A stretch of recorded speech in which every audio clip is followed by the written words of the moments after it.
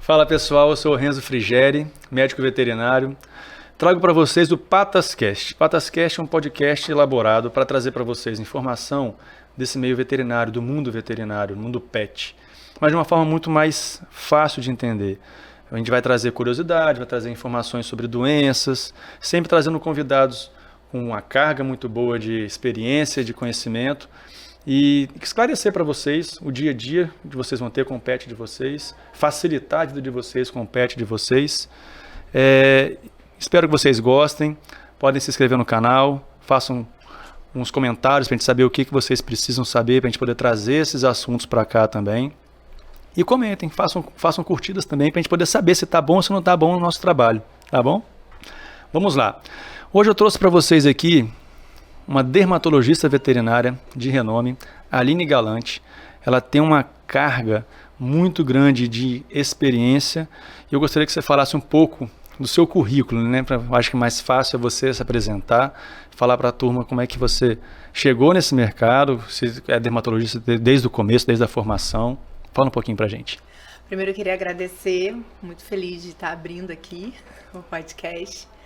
Então, meu nome é Aline Galante, sou médica veterinária, não sou aqui do Espírito Santo, sou do Rio, formei na UENF, em Campos, onde eu fiz o mestrado também, e de lá caí no atendimento clínico, fiz uma pós-graduação em clínica médica e cirúrgica, e logo depois entrei na pós-graduação em dermatologia.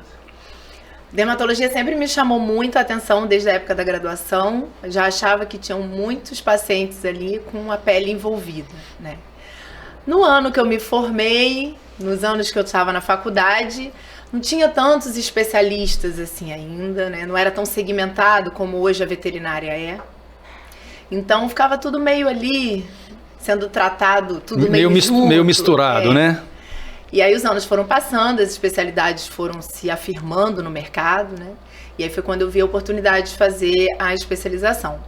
Dentro da dermato hoje, na veterinária, a gente atende não só a parte específica de dermatologia, mas também a parte de alergologia e também a parte de otologia, né?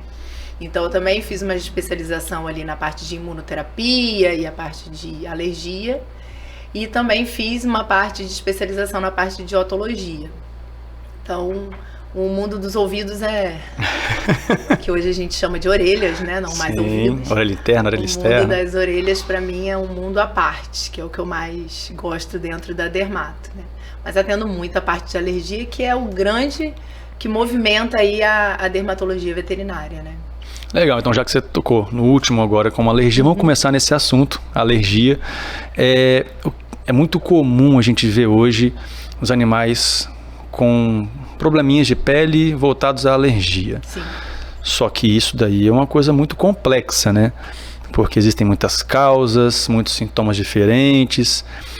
O que a gente mais vê hoje dentro de pele, de dermatologia, relacionado à alergia? A casuística de animais com, vamos dizer assim, problemas de pele, né, aumentou muito e na sua grande maioria a alergia está envolvida, né? Quando a gente fala de alergia em cão, a gente fragmenta isso, né, quando a gente vai tentar fazer o diagnóstico em alergia à picada de ectoparasitas, que seriam as pulgas e os carrapatos, a alergia alimentar e a dermatite atópica, né? Que é quando o cão ele tem uma alergia a algum alérgeno ambiental. Os humanos também têm dermatite atópica. E às vezes o tutor entender que às vezes a gente tem a junção de coisas, né? Então tem paciente que tem dermatite atópica com influência alimentar. O alimento também é um dos alérgenos envolvidos. Isso é quando é sorteado, né? É quando sorteado. Ou ele tem dermatite atópica, mas ele piora muito quando ele é picado por pulga, né? Então uma coisa não necessariamente precisa estar tão fragmentado assim. E a casuística tem aumentado muito, principalmente. A gente sabe que tem uma genética envolvida, quando a gente fala aí de dermatite atópica, né? Então, as raças que a gente mais vê hoje na rotina são raças predispostas. Então, a população de Shih Tzu é muito grande, de Bulldog francês, de Pug, né? Que são as principais aí raças que a gente atende, Golden, que a gente atende com dermatite atópica e são as raças meio moda, né?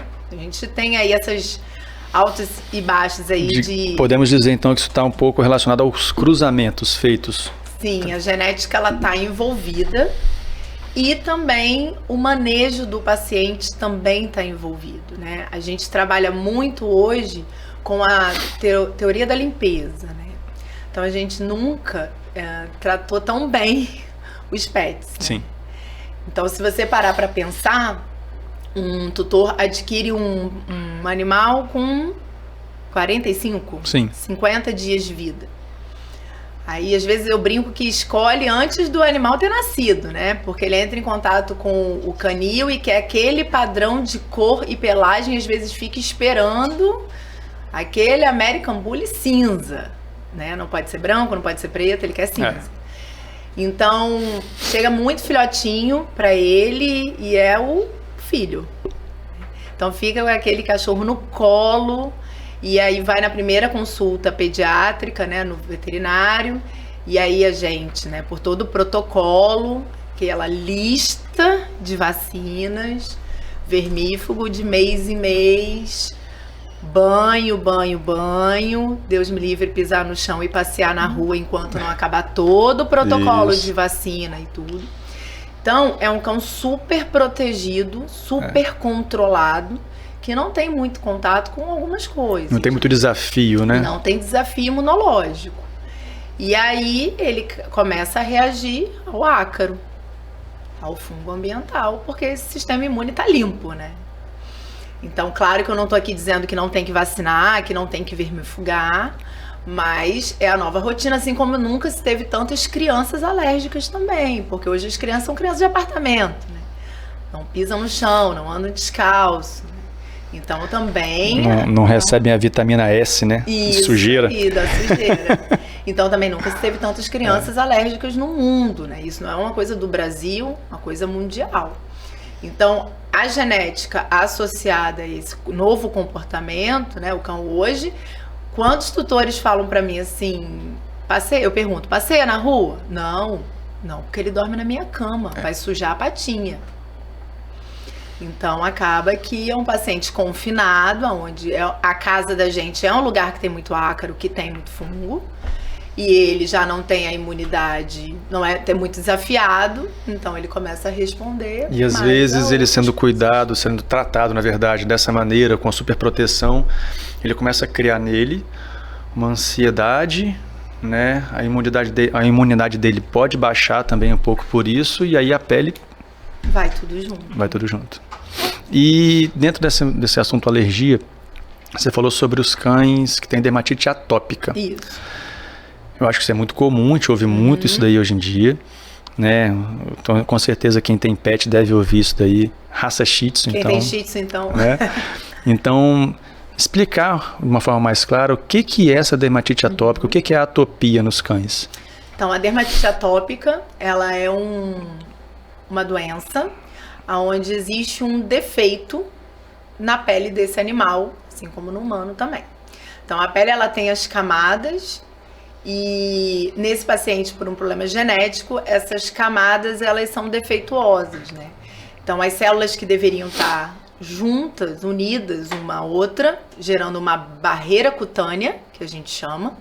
Então, gerando um grande muro que vai proteger o corpo, porque a pele, a grande função dela é uma proteção.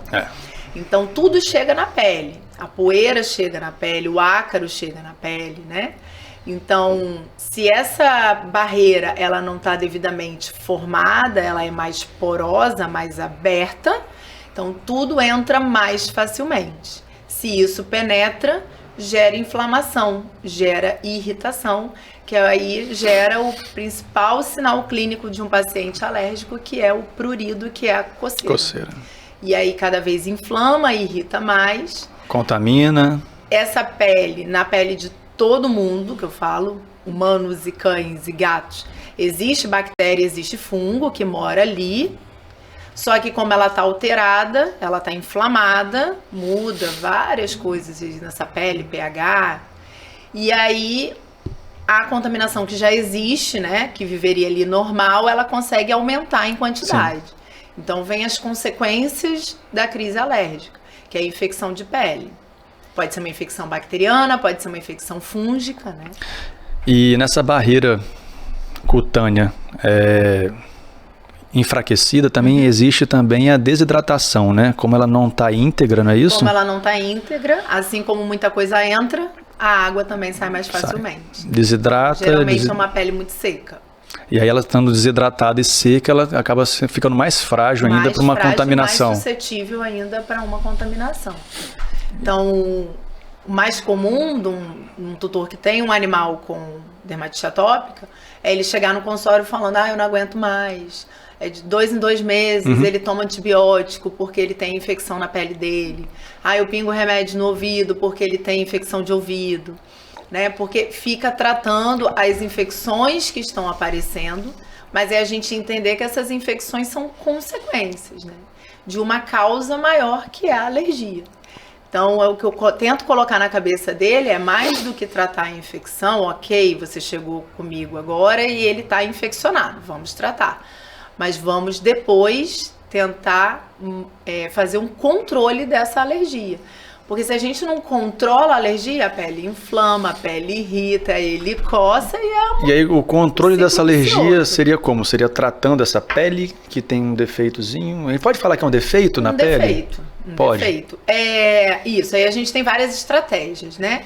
Então, se é uma pele que é mais suscetível à infecção, então a gente tenta com medicamentos tópicos, shampoos, cremes, gel, aí a gente tem um mundo de coisas. Tentar controlar essa que a gente chama de disbiose, né? Que é essa alteração aí do micro-organismo.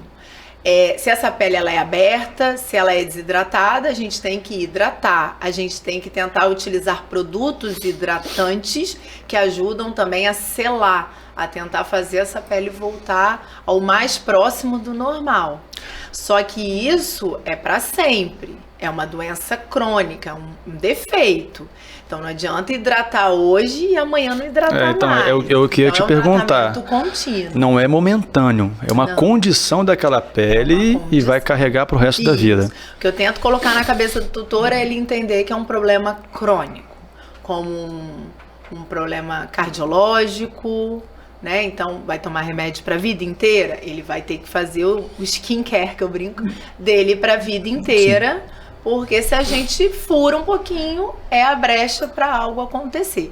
E tem pacientes que mesmo com toda essa terapia tópica de hidratação e tudo, às vezes ele vai precisar de algum medicamento de uso contínuo para ainda assim controlar esse sistema imune que é mais ativo, que reage demais às coisas do ambiente. E aí a gente tem drogas, né, na linha veterinária, específicas para uso contínuo para controlar aí essas crises alérgicas. Mas notem, eu sempre falo controlar. Eu sempre brinco, se alguém te vender qualquer mega tratamento que vai curar o seu animal, a pessoa está mentindo para você. Não tem cura porque é uma condição da pele, né? Exatamente, não tem cura. Pelo menos até hoje, né? Não sei, amanhã podem inventar alguma coisa, mas hoje é uma condição para sempre. E eu vejo assim que, como a gente estava conversando, tem N produtos hoje para a gente poder tratar. Eu acho que a linha mais rica dentro da veterinária é a linha dermatológica, né? Tem muito produto mesmo. E mesmo assim a gente vê pessoas que tratam, mas tem casos muito severos, né? Assim, que tratando, acompanhando, mas o cachorrinho não melhora. Ele melhora para o momento, mas uns diazinhos que não dá determinado medicamento, para um tratamento. Aqui para o especialista. Isso. Né? Eu acho que nesse momento o especialista faz total diferença na vida desse animal, como os especialistas de outras áreas, né? Sim. Então, o gastro, que hoje a gente tem tudo, né? Quantas vezes o tutor chega para mim e fala, eu nem sabia que tinha dermatologia. Então, a gente tem hoje oftalmo, gastro, quem mexe só com a parte de imagem, cardio, endócrino, tem tudo, né? Pessoal de comportamento. Eu acho que chega uma hora que a gente tem que ir no especialista, né? Porque é um mundo a pele, né? A parte dermatológica. Então, fazer um melhor controle, todos os exames certinho, para controlar direitinho a infecção, para a gente conseguir controlar melhor esse E acompanhar, né? E acompanhar. Porque não é uma coisa momentânea, Não. como repetindo aqui, é uma condição, precisa de acompanhamento. Precisa. Então, mesmo o animal, ele não tá curado, ele tá bem, ele tá controlado, ele tá bem, ele precisa de um acompanhamento. E eu sempre falo com o tutor, qual é o meu objetivo aqui? É fazer com que ele passe 8 meses, 10 meses, 1 ano, quem sabe, sem crise. Mas uma hora a crise vai vir. Eu não minto. Para ele já... Tá preparado. E treinar também ele a perceber logo no início, porque quanto mais no início ele percebe e ele traz o animal, mais fácil da gente controlar, muito menos agressivo o tratamento, né? De ficar fazendo antibiótico, antifúngico, corticoide, né? É uma coisa que, bom, tem a loja, né, a Patamar Pet Center, e a gente acompanha isso muito de perto, porque durante o banho, qualquer coisinha observada na pele, a gente tira foto, manda, filma se for preciso, justamente porque a gente sabe se aquilo ali piorar, o tratamento fica muito mais difícil e mais custoso, não é barato. Não é barato. O tratamento dermatológico veterinário não é barato. Não. Mas também temos produtos com uma tecnologia avançadíssima. Exatamente. Né? Mas isso daí, para uma pessoa que tem que fazer isso aí 3 vezes ao ano, sai caro. Então a gente tenta sempre avisar com antecedência, porque tem que estar, é o que você falou, o tutor, ele precisa acompanhar. Bota o cachorrinho no colo, não é isso? Mexe, dá uma olhadinha, vê se tem alguma feridinha, vê algum sinalzinho, não é assim? Isso. E na maioria das vezes, quando ele retorna na crise, que aí a gente vai começar aquela consulta de novo, do zero, e você vai procurando os pontos críticos, geralmente alguma coisa furou. Ou o shampoo que ele tinha que usar acabou, e aí o pet avisou, mas aí ele esqueceu. E a vida é corrida. Eu sou muito tranquila, assim, com o tutor, né? Fala, eu entendo, porque a vida é corrida. Você fala, amanhã eu vou lá comprar, e você vê passando 1 semana, 2 semanas, né? Então, ou a medicação que ele fazia uso, ele estava tão bem, a caixa acabou, e é caro. Vou esperar para ver. E aí vem a crise, ou deixou de fazer o controle de pulga e carrapato, né? Então, sempre tem um furo aí no meio que acaba desencadeando aí a nova crise. Né? Tá, então a dermatite atópica, ela tem controle? Tem controle. Não é isso? É uma condição? É uma condição. Não é uma doença que tem cura e vai passar. Isso. Então aquilo ali está carregado. É genético? Tem uma parte genética, né? Essa defeito da pele de não produzir as filagrinas, ceramidas, aqueles constituintes, né? Isso é genético. Então, a pele, a gente pode até botar uma imagem para quem estiver assistindo, era como se fosse, né, a história do tijolinho com o cimento no meio. Isso, a gente sempre usa. E o que falta no atópico é o cimento? O cimento para unir as células, né? Como se as células fossem os tijolos, e sempre para unir você coloca o cimento que vai fazer a liga que vai grudar. Na pele do atópico é como se ele não tivesse o cimento, tivesse em pouca quantidade. Então, essas células estão mais soltas. Fica vazado ali, mais né? Vazado, qualquer coisa. Entendi. Que outra alergia é muito comum ser encontrada nessa parte veterinária? Aí a gente tem a dermatite que a gente chama de DAP, né? Que é a dermatite alérgica picada de ectoparasito, que hoje a gente utiliza assim, que a gente também leva em consideração o carrapato, não só a pulga. Então a gente tem pacientes que, ao serem picados por pulga ou carrapato, eles fazem uma reação exacerbada, né? Exagerada à presença da saliva da pulga, né? Ou do carrapato. E aí ele faz uma reação alérgica, de coceira intensa, e aí começa a arrancar os pelos de tanto se coçar, vermelhidão, irritação, e aí pode fazer infecção secundária também, porque tudo que irrita, tudo que inflama a pele vai alterar e a infecção secundária vai vir. E eu posso falar que eu tenho DAP, tá?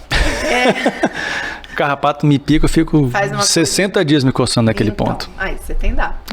E aí, mas esse paciente, uma vez que foi diagnosticado que é DAP, o que ele precisa? De um bom controle de pulga e carrapato. Então, ele não precisa de hidratação, reposição de barreira, como o paciente que tem dermatite atópica, né? Então, o problema dele é a pulga e o carrapato. Uma vez que você fez um bom controle, então tá tudo resolvido. Então, a gente acaba aqui, para aqui, o que é ótimo, né? Claro. Não tem recorrência, né? Agora, clinicamente, o paciente se ele chega numa crise para você no consultório, não tem. Você tem que fazer um trabalho de investigação, porque pode ser DAP, como pode ser uma dermatite atópica, né? Alergia a produtos químicos em casa, a gente escuta também, né? Seja um alvejante para roupa, seja produto para limpeza no chão, também é comum de ver? Então, na verdade é errado a gente falar alergia a produto de limpeza, né? É igual a alergia à lâmina da tosa. Na verdade é uma irritação. Quando a gente fala de alergia, a gente está falando de produção de anticorpo contra determinada proteína. Então, você faz anticorpo contra a proteína do frango, você faz anticorpo contra o ácaro tal, mas você não faz anticorpo contra um produto de limpeza, né? Então, o produto de limpeza, ele é irritativo. Então, uma vez que você usou um produto no chão, não tirou, deixou muito produto, o animal, ele deita. E aí, ao entrar em contato com aquilo irrita e inflama a pele, vai ficar vermelha, irritada, mas geralmente é uma dermatite de contato. É onde teve o contato com o produto, como tem humanos, né? Como tem a gente que faz, às vezes, dermatite de contato pelo brinco, Sim. pelo níquel, né? Então, tem gente que o relógio, a pulseira do relógio é uma dermatite de contato. Uma vez que você tira, aquilo acabou. Tá, mas essa dermatite nos cães é comum? É comum e, claro, um paciente, por exemplo, que tem dermatite atópica, que a pele dele já é mais inflamada e já é defeituosa, ele, às vezes, se entrar em contato com um produto de limpeza, talvez ele faça uma reação muito mais exacerbada, maior, do que um cão normal, né? E, às vezes, um cão que não tem dermatite atópica, é isso que eu gosto de deixar claro, ele pode fazer uma dermatite de contato. Eu já peguei um American Bully, que o tutor comprou aquele produto de limpeza que todo mundo compra. Veterinário mesmo. Isso, aquele verde, que tem várias marcas. E aquilo, ele é extremamente concentrado, né? E ele é ótimo, mata vírus, bactéria, fungo. A gente utiliza para limpar a clínica veterinária. Só que a moça que trabalhava na casa não entendeu o processo e ela usava ele puro. Concentrado. No chão. Puro. E aí o cachorro veio pra mim com uma irritação, uma inflamação intensa em abdômen, mas num grau de queimadura. Então foi uma reação exagerada, exacerbada àquele produto, mas que foi usado de forma errada. Ele é muito concentrado, né? Então lavava a área externa da casa e o cachorro deitou ali e irritou, queimou mesmo. Vamos entrar no outro assunto de alergia. A gente ouve demais. Alergia alimentar. É o que eu mais vejo. Alergia alimentar. Meu cachorro não pode comer porque tem frango. Meu cachorro não pode comer isso aqui porque tem corante. Frango, meu cachorro... Eu falo que eu tenho pena do frango. Ele tá recebendo a culpa, né? O frango, ele tinha que ficar até feliz, porque se todo mundo ficar com raiva dele, ele mata mais ele, né? Mas eu tenho pena do frango, porque tudo é culpa do frango. Tudo é culpa dele, não é? Grande vilão. Mas é comum realmente essa alergia alimentar? Sim, existe sim a alergia alimentar, né? Mas dos problemas dermatológicos hoje, né, a gente tem aí mais ou menos uma porcentagem dos problemas de alergia, ele talvez seja o segundo, né, aí no ranking. Na verdade, antes se falava primeiro em DAP, segundo alimentar e a dermatite atópica, mas eu acho que isso mudou muito, até porque mudou a nossa rotina. Hoje, com os novos medicamentos de pulga e carrapato, isso virou rotina. Hoje em dia nós temos muitos produtos eficazes, muito eficazes, né? Então, acaba que o que eu vejo na minha rotina, né? Primeiro, dermatite atópica, segundo, alimentar e DAP o terceiro. Mas a alergia alimentar, ela existe, sim, e sim, tem trabalhos mostrando que o frango, principalmente no Brasil, ele é uma das proteínas mais alergênicas, mas não quer dizer que todo mundo, né, vai ter... Eu falo mundo porque eu acabo chamando... Mas por que no Brasil, você sabe dizer? Porque tem um perfil alimentar, né? Tá. Existe, assim, no Brasil a gente utiliza muito frango na composição das rações, e às vezes a gente tem outros lugares que não, né? Tem um trabalho, acho interessante, assim, por exemplo, pensando em humano, Brasil... Crianças alérgicas alimentares. Qual o primeiro alimento que vem na sua cabeça que você escuta todo mundo falar? Meu filho tem alergia, eu tive que cortar. Proteína do leite. Leite. Nos Estados Unidos é o amendoim. Ó, Porque eles pasta de utilizam amendoim. muito pasta de amendoim. Então, acaba que tem um pouco do costume local, né, do que se usa. E no Brasil a gente consome muito frango e tem muito frango nas rações. Assim, quase todas as rações, se você for olhar, frango. leva frango. Por mais que é ração de cordeiro, mas você vai lá, tem farinha de aves, né?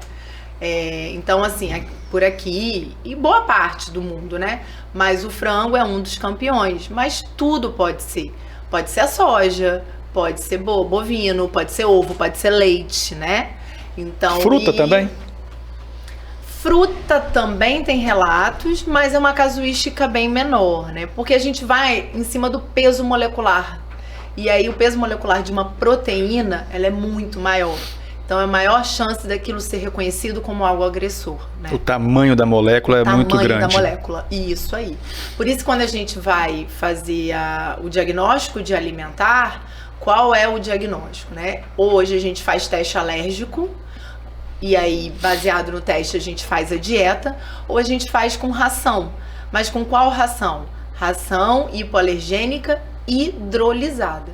O que é hidrólise? É pegar a proteína que foi feita a ração e diminuir ela de tamanho, de peso molecular. Quebrar ela bem pequenininha.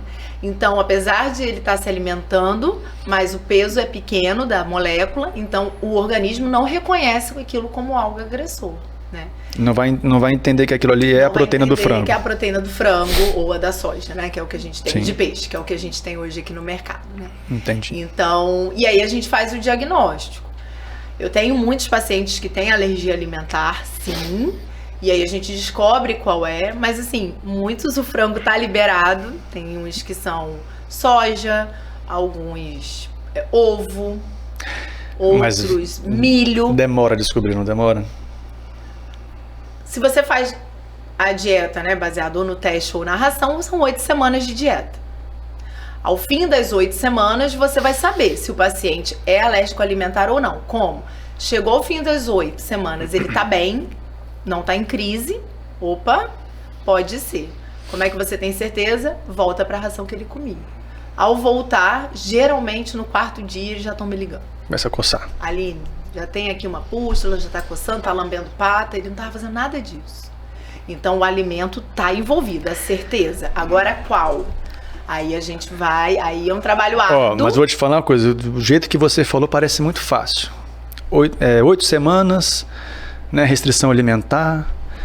Convenço. De 10 quantos Isso é muito fazem? Engraçado, Renzo, assim, as pessoas, quando eu vou dar aula... Porque, mas tadinho, ele comia todo dia esse petisquinho, tô dando agora só uma vez por semana. Acabou a dieta restritiva. Acabou. Não pode nada. Então, mas é engraçado, assim, quando eu vou dar aula na pós, os alunos sempre falam pra mim, como é que você consegue? E conversando com amigos aqui também, dermato, eles falam, como é que você consegue? Eu acho que eu tenho um perfil de cliente diferente, porque quando ele chega no especialista, ele tá desesperado. Já tentou de tudo. Ele já passou por alguém que já falou dessa dieta pra ele que ele não quis ouvir, mas agora ele falou, gente, eu vou ter que me render a isso, né? E eu acho também o jeito que você fala, né? Assim, eu tento ser muito empática com os meus tutores, né? Meus clientes. Então eu tento convencer, levando pro lado do amor, explicando, olha, não é pra vida inteira, são só 8 semanas. Aí ainda brinco. É pro bem dele. São 8 semanas de tristeza para uma vida de felicidade, que eu falo. Porque se for o alimento, o tutor fica tão feliz, Renzo, tão feliz, que aí o final que eu vou te contar, ele faz, que ninguém acredita. Fala, como que você consegue dele fazer? E se não for, também a felicidade é maior ainda, porque ele pode voltar a dar a bananinha, pode voltar a dar o ovinho, porque o problema não é alimentar. Eu falo, senão você vai ficar a vida inteira nessa dúvida. E pior, você vai ficar a vida inteira medicando o seu animal, porque aí eu vou falar, então tá bom, então ele vai ter que tomar remédio pra vida inteira, e às vezes você tá medicando à toa. Porque às vezes era tirar o ovo da vida dele que tá tudo resolvido.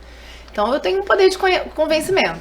Porque é difícil. É difícil, mas claro que vai ter gente que não vai querer, que fala não quero. Tem gente que tenta e no meio do caminho fura, também acontece. Mas eu vou te falar que... Tem dado certo. 80% dos meus tutores, eles adotam a causa. E eu acho mais difícil o final, porque ele fez a dieta 8 semanas, ficou maravilhoso. A gente voltou pra ração, ele pipocou, vamos dizer assim, que é assim que eles falam pra mim, tá todo pipocado. Então eu falei, é a comida, a gente volta pra hipoalergênica, melhora ele, e aí semana a semana ele mistura uma proteína. Pra eu saber, é o frango, é o peixe, é o... Cara, eles fazem, eles escrevem, eles mandam foto. O frango passou, o ovo não. Ou seja, quem tem um cão com suspeita de alergia alimentar tem que ter paciência. Tem que ter paciência, não pode ter pressa. Tem que ter paciência, tem que resistir aquele olharzinho de pidão do cachorro, a patinha pedindo. Tem que resistir. E eles falam assim, mas ele não vai querer comer a ração. Uma vezinha que ele der, ele estragou a dieta restritiva. Quebrou a dieta. Eles falam, ele não vai querer comer a ração, ele só come a ração com frango. Eu falo, mas você já tentou? Porque às vezes é mais o tutor que sofre do que o animal. Claro que é um comportamento, na primeira vez ele vai pedir, na segunda vez ele vai pedir. Mas os racionais aqui somos nós, né? Então a gente entender que a gente não tá fazendo de maldade, sim, a gente tá querendo resolver um problema, porque o animal sofre, né, com toda aquela crise, né? E é o que você falou, é passar isso pro proprietário e pro tutor do cachorrinho, que é pro bem dele, né? É pro bem dele. Imagina o quanto que ele sofre. Tem gente que fala que não consegue, a pessoa não consegue dormir de noite porque só escuta o cachorro. O barulhinho no chão, sim. Coçando. Tanto que eles voltam quando volta no retorno, aí eu falo, e aí? Fala, nossa, agora ele dorme e eu também. Porque geralmente o cachorro dorme no quarto, né? Às vezes até na cama. Aí fica... E ele acordava de madrugada.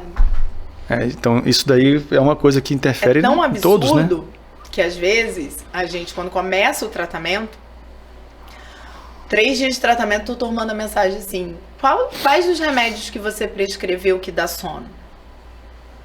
Eu falo, nenhum. Porque ele tá dormindo. Não, porque às vezes ele engata um dia dormindo, porque esse cachorro, você imagina... Tava no estresse, danado, cansado, que não conseguia dormir. Quantas noites mal dormidas.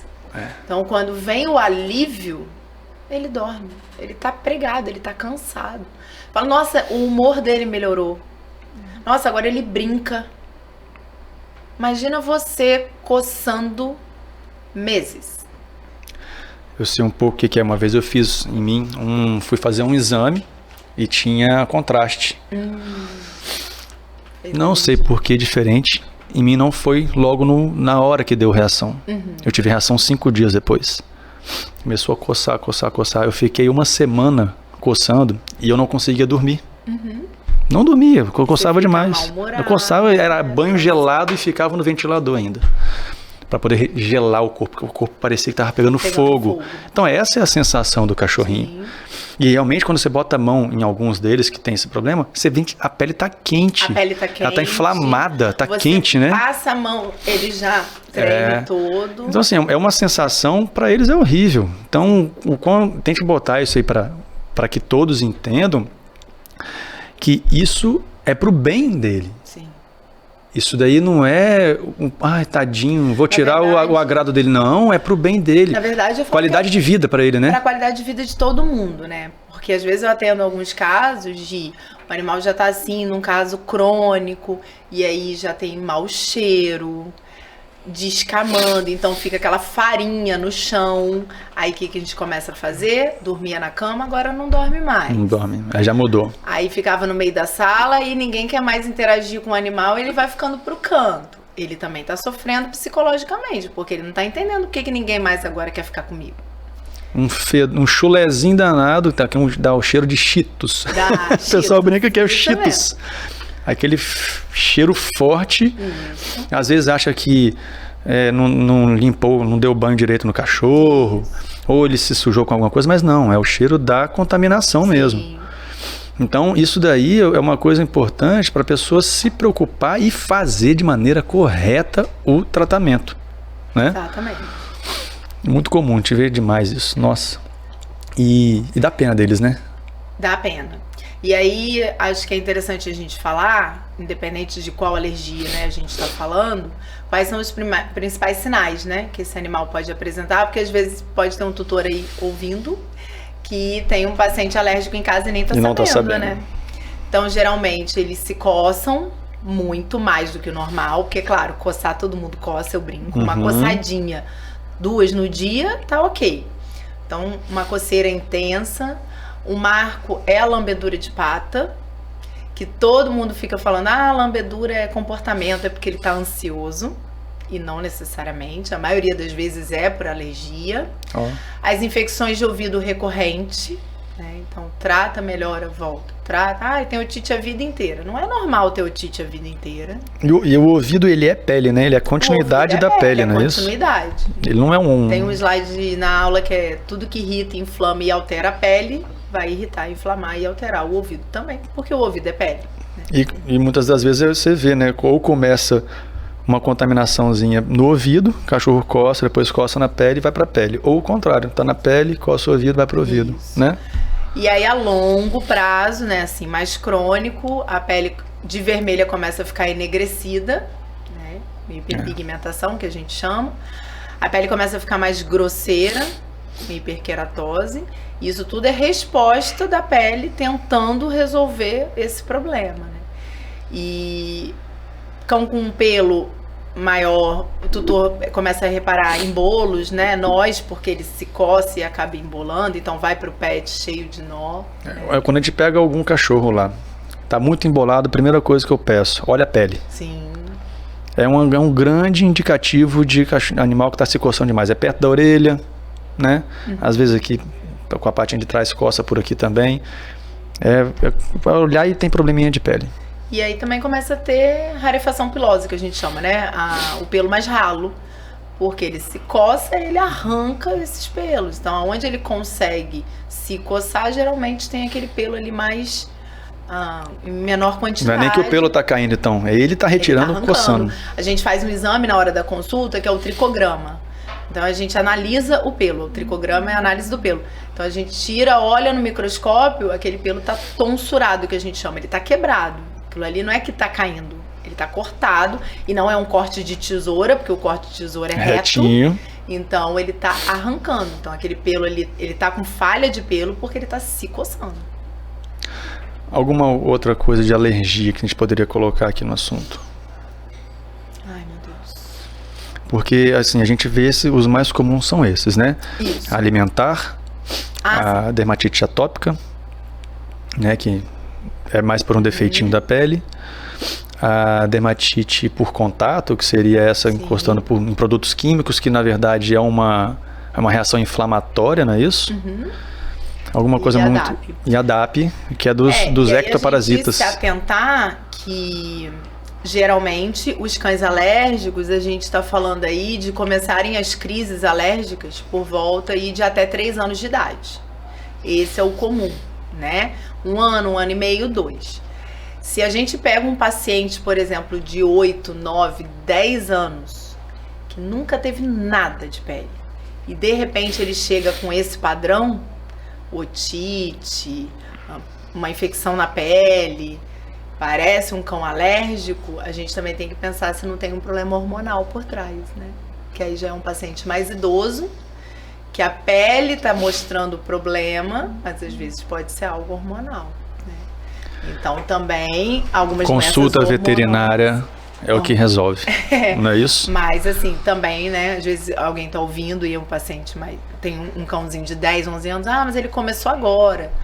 Às vezes tem uma outra causa que é um problema hormonal, um hipotiroidismo, um hiperadrenocorticismo, que a gente chama, que tá alterando a fisiologia desse animal e ele tá com problemas dermatológicos, mas na verdade aquilo ali é a pontinha do iceberg. Sobre a dermatite atópica, que você falou que é o principal que você mais atende. É muito comum raças Shih Tzu. Qual outra raça? Bulldog francês, Pug, York, American Bully. Eu falo que American Bully é o novo Shih Tzu. Golden também. Não, quem tem cães dessas raças, o que eles podem fazer desde o início da vida do cachorrinho para evitar ou minimizar os problemas da dermatite atópica? Então, é a gente entender que tem o fator genético, e isso a gente não vai conseguir mexer, né? Mas tem aquela parte do manejo. Então, sempre que possível, se esse paciente puder entrar o máximo possível com vários tipos de alérgenos, né? Grama, andar pela rua, isso acaba podendo ajudar, mas... Evitar a superproteção, é isso? De criar num casulo, carrinho de bebê para cachorrinho. Banhos em excesso. Ok. Banho. Qual é a frequência de banho indicada? Existe uma frequência indicada para banho? Então, a gente fala hoje que quanto menos banho, melhor. O banho, ele acaba tirando a proteção da pele. Claro que a gente entende que hoje o cão, ele tá dentro de casa e isso incomoda um pouco o tutor, né? Sobe na cama, no sofá. Isso. Mas aí, se a gente conseguisse dar pelo menos banhos quinzenais, dependendo da raça, a gente consegue até a cada 21, 30 dias, né? Seria o legal, seria o ideal. Que aí, às vezes, muito tutor vem na hora da consulta, quando eu peço 2 banhos na semana, por exemplo, fala, mas eu li em tal lugar que quanto menos banho, melhor. Sim, num animal normal. Banho, limpeza. No paciente alérgico, a gente está falando de banho, tratamento. Aí, pensar que aquele shampoo que tá usando não é para tirar sujeira, é para levar tratar medicamento naquela pele, né? Mas num animal normal, que não tem nenhum problema de pele, se a gente conseguisse aí banho quinzenal, pelo menos, eu acho. Mas que aí você mesmo falou, tamanho. Ele tá dentro de casa hoje, né? Então eles estão vivendo muito juntos. Sim. Sobe na cama, dorme junto dorme junto na cama, tá? Assiste televisão no sofá junto. Só que ao mesmo tempo ele vai pra rua fazer as necessidades, passear e anda se esfregando na parede e tal.